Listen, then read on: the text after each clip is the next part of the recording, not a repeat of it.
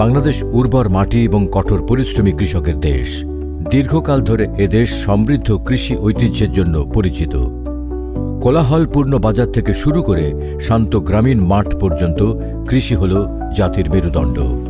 এদেশে কৃষি মূলত লক্ষ লক্ষ মানুষের খাদ্য যোগায় এবং অর্থনীতিকে চালিত করে।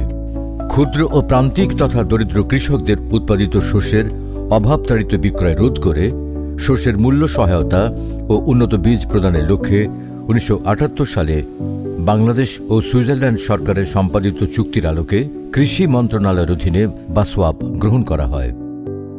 এটার মূল লক্ষ্য এবং উদ্দেশ্য ছিল যে বাংলাদেশের যে প্রান্তিক কৃষক, দরিদ্র প্রান্তিক কৃষক, তারা যেটা দেখা যায় যে শস্যটা যখন প্রথম ওঠে ক্ষেত থেকে, যখন তারা সংগ্রহ করে তখন ফসলের দাম সাধারণত কম থাকে। তখন তারা তাদের আগের দেনাগুলো পরিশোধ করার জন্য এবং তাদের অভাবজনিত কারণে তখন তাৎক্ষণিকভাবে তারা সেগুলো বিক্রি করে দিতে বাধ্য হয়।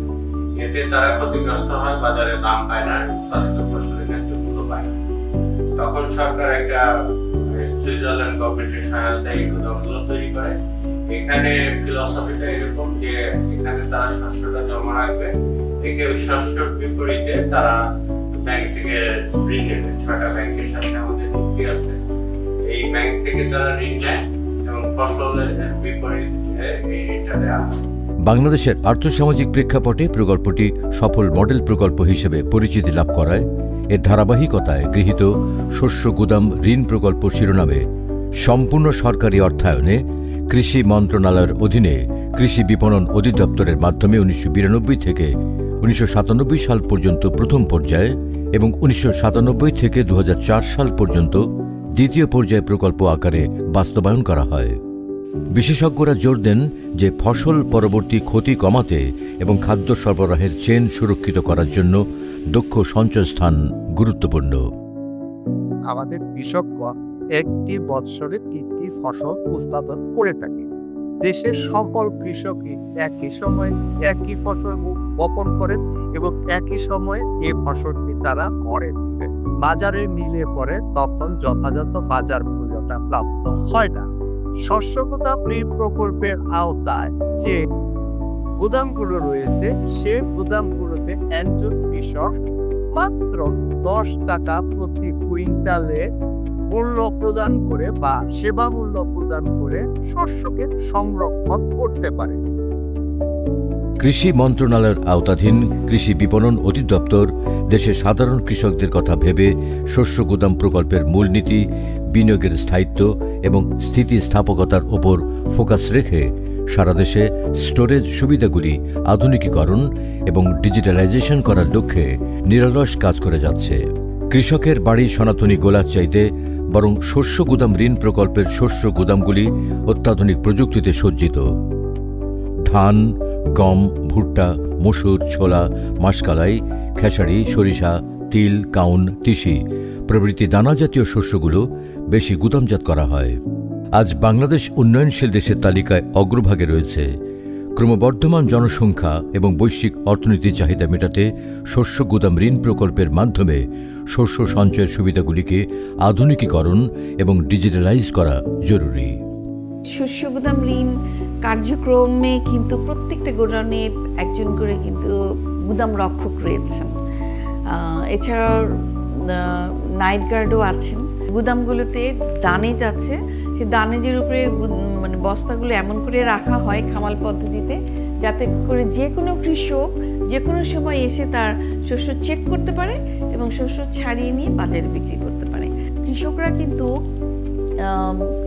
সগরিব প্ল্যাটফর্মের মাধ্যমে আমাদের বাংলাদেশ সরকারের সাথে কিন্তু যুক্ত আছে। যখন এটা ডিজিটালাইজ করা হবে তখন কিন্তু তারা খুব সহজেই তাদের মোবাইলের মাধ্যমে, এই অ্যাপসের মাধ্যমে তারা কিন্তু যখন তখন দেখতে পারবে গোডাউনের শস্যগুলো তার আছে কি নেই, পোকামাকড় ধরছে কি ধরছে না, এই সমস্তগুলো তারা জানতে পারবে। শুধু তাই না, তারা কিন্তু দেশের এক প্রান্ত থেকে আরেক প্রান্তে তারা কিন্তু কানেক্টেড হতে পারবে এবং এই জায়গায় যদি আমরা বিপণন সহযোগিতা তাদেরকে দিতে পারি, তখন দেখা যাবে যে বরিশালের খাদ্যশস্য গিয়ে মানে শেরপুরে গিয়ে সেল হচ্ছে। এই যে এমনভাবে কিন্তু একটা গোডাউন টু গোডাউন কিন্তু একটা মার্কেট লিঙ্কেজ করা সম্ভব হবে। এদিক থেকে সরকার জানতে পারবে, হ্যাঁ, জাতীয় পর্যায় থেকে তারাও একটা পদক্ষেপ নিতে পারবে যে কী পরিমাণ মজুদ আছে বা নেই। এই সমস্ত কিছুই কিন্তু আমি মনে করি আমার দেশের জন্যে খুবই একটা মার্কেটিং চ্যানেল তৈরি করতে কিন্তু একটা ভালো ভূমিকা পালন করবে শস্য গুদাম ঋণ কার্যক্রম।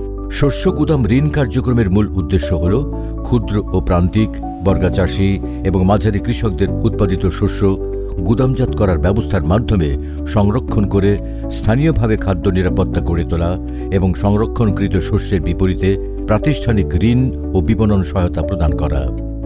এবছর 2024-25 অর্থ বছরে যে ধানটা আমরা যে রেখেছি, সেখানে যখন ধান রাখা হয় তখন 1000 টাকা মন ছিল, রেখে সে 600 টাকা ব্যাংক থেকে ঋণ নিয়েছে। তার মূল 400 টাকার মাল কিন্তু আমাদের গোডাউনে সংরক্ষণ থাকলো। এই 400 টাকায় এই মাসে দেখা যাচ্ছে তার এই 4 মাস রাখার পরে দেখা যাচ্ছে তার বাজার মূল্য 1350। সেক্ষেত্রে দেখা যাচ্ছে 400 টাকায় সে 350 টাকা লাভ করতেছে। 350 টাকা লাভ মানে 75% লাভ করতেছে। বর্তমানে 27টি জেলার 56টি উপজেলায় শস্য গুদাম ঋণ কার্যক্রমভুক্ত এর 81টি গুদাম চলমান রয়েছে। এই সকল গুদামের আওতাভুক্ত কৃষকরা এই কার্যক্রমটির মাধ্যমে যথাযথ মান বজায় রেখে গুদামে শস্য সংরক্ষণ করে থাকেন এবং বাংলাদেশ ব্যাংকের 6টি তফসিলি ব্যাংকের 71টি শাখা ব্যাংকের মাধ্যমে ব্যাংক ঋণ গ্রহণ করতে পারেন। আমি মোহাম্মদ কুদ্দুস মোল্লা। আমি এখানে মাল রাখি, বাড়ি রাখলে মাল ভালো থাকে না, এখানে মাল ভালো থাকে, মালটা বুঝে পাই এবং মাল সময় মতো বেচা কেনা করতে পারি। যে বাজার আপনার দেশের নিম্নগতি যখন থাকে তখন রাখি, আর যখন ঊর্ধ্বগতি হয় তখন আমরা মালটা বেশি কিছু টাকা লাভ হয়, আর গোডাউনে মাল রেখে ব্যাংকেতে সহজে কিছু টাকা আমরা পাই, লোন নিতে পারি। এই লোন দিয়ে আমরা অন্য কাজও করি, তাতেও উপকৃত হই। এখন আমার আগের যে অবস্থা ছিল, যেভাবে চলাফেরা করতাম তার থেকে একটু ভালো চলাফেরাই আমি করতে পারি। শস্য গুদাম আধুনিকীকরণ এবং ডিজিটালাইজেশনের সুবিধা ইতোমধ্যে কৃষকরা পেতে শুরু করেছে। কৃষিতে আধুনিক প্রযুক্তির ব্যবহারের ফলে সংরক্ষণের ক্ষেত্রে ফসল অনেক কম নষ্ট হচ্ছে। কৃষকও তার ফসল উৎপাদনের ক্ষেত্রেও লাভবান হচ্ছে। এদিক দিয়ে দেখা যাচ্ছে পাশাপাশি উৎপাদনের ক্ষেত্রে যখন লাভবান হচ্ছে, সংরক্ষণের ক্ষেত্রে লাভবান হচ্ছে, আলটিমেটলি ক্ষতির পরিমাণ কম হচ্ছে। ফলশ্রুতিতে পূর্বের তুলনায় কৃষকদের লোকসানের পরিমাণ কমেছে। এক্ষেত্রে স্থানীয় পর্যায়ে গুদাম অপারেটররাও শস্য গুদামের সুবিধাগুলি কৃষকদের জানাচ্ছে। এটি কেবল শুরু। ক্রমাগত বিনিয়োগ এবং উদ্ভাবনের সাথে বাংলাদেশের শস্য গুদামগুলি আরও উন্নত হতে চলেছে। কৃত্রিম বুদ্ধিমত্তা, ভবিষ্যৎবাণীমূলক বিশ্লেষণ এবং প্রসারিত ডিজিটাল নেটওয়ার্কগুলির একীকরণ শস্য গুদাম প্রকল্পটিকে আরও বেশি নিরাপত্তা প্রদান করবে। বাংলাদেশ আজ কৃষি উৎকর্ষের একটি নতুন যুগে পা রাখছে। পরিবর্তনের এই যাত্রা অব্যাহত রাখতে শস্য গুদাম ঋণ প্রকল্প কার্যক্রমকে সাধারণ কৃষকের মাঝে ছড়িয়ে দিতে পারলেই আমরা একটি শক্তিশালী ও খাদ্য নিরাপদ বাংলাদেশ গড়ে তুলতে পারব।